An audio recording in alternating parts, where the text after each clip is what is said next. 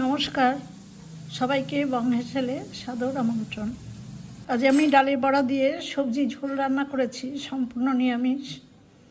গরমের সময় এরকম সবজি ঝোল রান্না করে খেয়ে দেখবেন, শরীর খুব ভালো থাকবে।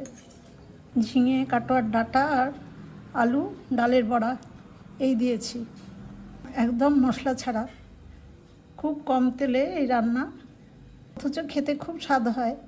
আপনারা একবার এইভাবে রান্না করে খেয়ে দেখুন, ভাত দিয়ে এই রান্নাটা খেতে খুব ভালো লাগে। রান্নাটা করবার জন্য দেখুন আমি কিছু সবজি কেটে নিয়েছি। গরমকালে যেসব সবজি পাওয়া যায়, গ্রীষ্মকালীন সবজি, কাটোয়ার ডাঁটা আছে, কচি ডাঁটা, আর দুটো ঝিঙে আছে। ঝিঙেগুলো এরকম করে কেটেছি। ঝিঙের খোসাগুলো খুব পরিষ্কার করে না ফেললেও হবে, অল্প অল্প খোসা আছে। আর দুটো মাঝারি সাইজের আলু এরকম পাতলা পাতলা করে কেটে নিয়েছি, আর কয়েকটা কাঁচা লঙ্কা। একদমই মশলা ছাড়া রান্নাটা করব। সবজি ঝোলের মধ্যে দেখুন আমি 100 গ্রাম মটর ডাল ভিজিয়ে ভালো করে পেস্ট করে নিয়েছি, বেটে নিয়েছি, আর তাতে পরিমাণ মতো লবণ আর গুঁড়ো হলুদ দিয়েছি। এই লবণ আর হলুদটা মিশিয়ে আমি এই ডাল বাটাটায় কয়েকটা বড়া ভেজে নেব। এই বড়াগুলো আমি এই সবজির ঝোলটাতে দেব। লবণ আর হলুদটা ভালো করে মিশিয়ে নিলাম।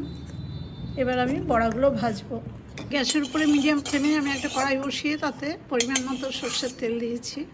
এই তেলের মধ্যে আমি ডাল বাটার থেকে কিছুটা করে অংশ আমি বড়ার আকারে দিয়ে দেবো। ছোট ছোট করেই বড়াগুলো ভাজবো।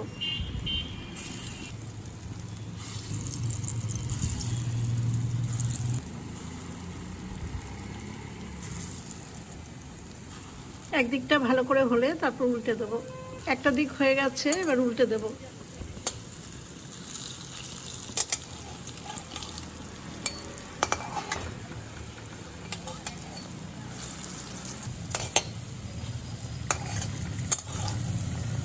বড়াগুলো সবগুলো দেখুন উল্টে দিয়েছি। উল্টে ভালো করে পিটাপিট করে লাল লাল করে ভেজে নিয়েছি। এবার আমি বড়াগুলো সব তুলে নেব। প্রথম ব্যাচের বড়া ভাজাগুলো তুলে নেওয়ার পর আমি বাকি ডাল বাটাটা আবার বড়া ভাজার জন্য কড়াইতে দিয়ে দিয়েছি। এই বড়া কটাও আমি আগের বারের মতো করেই ভালো করে ভেজে তুলে নেব। বড়া ভাজাগুলো তুলে নেওয়ার পর কড়াইতে আমি অল্প করে সরষের তেল দিয়েছি। রান্নাটা খুব কম তেল আর একদমই মশলা ছাড়া তৈরি করব। একটা শুকনো লঙ্কা দেখুন ফোড়নে দিলাম। লঙ্কাটা ভাজা হয়ে গেছে। এবার 1/4 চামচ কালো জিরে দিলাম। ফোড়নটা ভাজা হয়ে গেছে। প্রথমে আমি কেটে রাখা আলুগুলো দিলাম।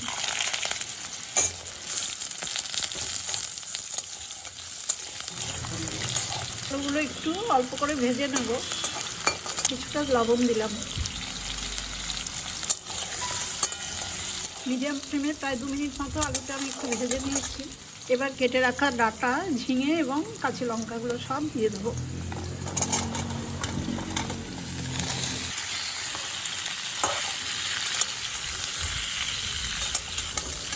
এবার আবার সব মিশিয়ে একটু ভাজা ভাজা করে নেব। বাকি সবজির মতো দেখুন লবণ দিলাম। পুরো তরকারিটাতে যতটা দরকার সেই বুঝেই লবণ দিয়ে দিলাম। সবজির মধ্যে লবণ মিশিয়ে দেওয়ার পর আমি কিছুক্ষণের জন্য ঢেকে দেবো। লো টু মিডিয়াম ফ্লেমে আমি প্রায় 5 মিনিট ঢাকা দিয়ে রেখেছি। ঢাকাটা খুলে নিয়েছি। দেখুন সবজিগুলো অনেকটাই মজে গেছে। এবার ফ্লেমটা আমি বাড়িয়ে দিলাম।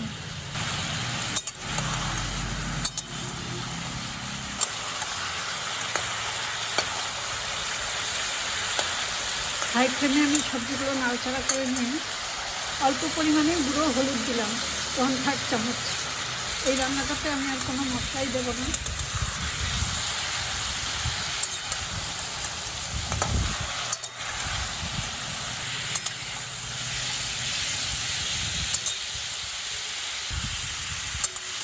হলুদ মেশানোর পরে আমি সবজিটা ভালো করে একটু ভাজা ভাজা করে নিয়েছি। তার পাশের রান্নারে গরম জল আছে, পরিমাণ মতো দেবো।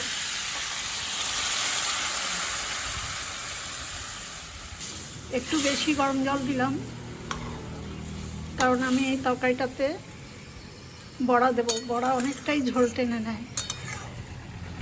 এবার মিডিয়াম ফ্লেমে আমি আবার সবজিটা ঢেকে দেব। যতক্ষণ আলু ডাটা সব সেদ্ধ হবে ততক্ষণ আমি ঢেকে রাখবো। প্রায় 4-5 মিনিট পর খুলে নিচ্ছি ঢাকাটা। সবজিগুলো দেখুন প্রায় সেদ্ধ হয়ে গেছে,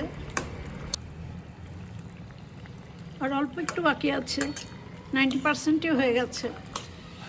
এই অবস্থায় আমি ভেজে রাখা বড়াগুলো সব দিয়ে দেবো। বড়ার সাথে অল্প একটু জল দিলাম, কারণ এই বড়াগুলো অনেকটাই ঝোল টেনে নেবে। আবার কিছুক্ষণের জন্য ঢেকে দিলাম। 4 মিনিট পর খুলে দিচ্ছি ঢাকাটা।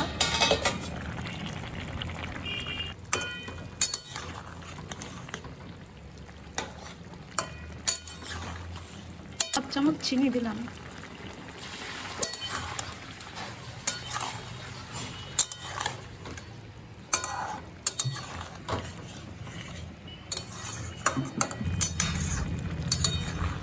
চিনি ভালো করে মিশিয়ে দিয়েছি।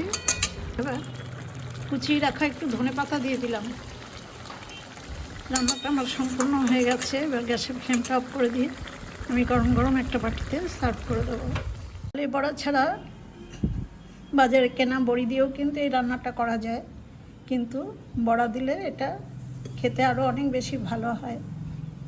আপনারা একবার এইভাবে রান্না করে গরম ভাতে খেয়ে দেখুন, খুব ভালো লাগবে। খুবই স্বাস্থ্যকর এবং সুস্বাদু এই রান্না। এই রান্নার সম্বন্ধে নতুন করে আর বলার কিছু নেই। প্রত্যেকের বাড়িতেই এখন গরমে এইরকম ধরনেরই রান্না হয়, একদমই মশলা ছাড়া, তেল ছাড়া। ডালে বড়া দিয়ে সবজি ঝোলের রান্নাটা দেখে আপনাদের যদি ভালো লাগে তাহলে আমার ছোট্ট চ্যানেলটা লাইক, শেয়ার ও সাবস্ক্রাইব করার জন্য অনুরোধ রইল। আজ এই পর্যন্তই। আগামী আবার কোনো ভিডিও নিয়ে আমি আসব। আপনারা সবাই খুব ভালো থাকবেন, সুস্থ থাকবেন। ধন্যবাদ।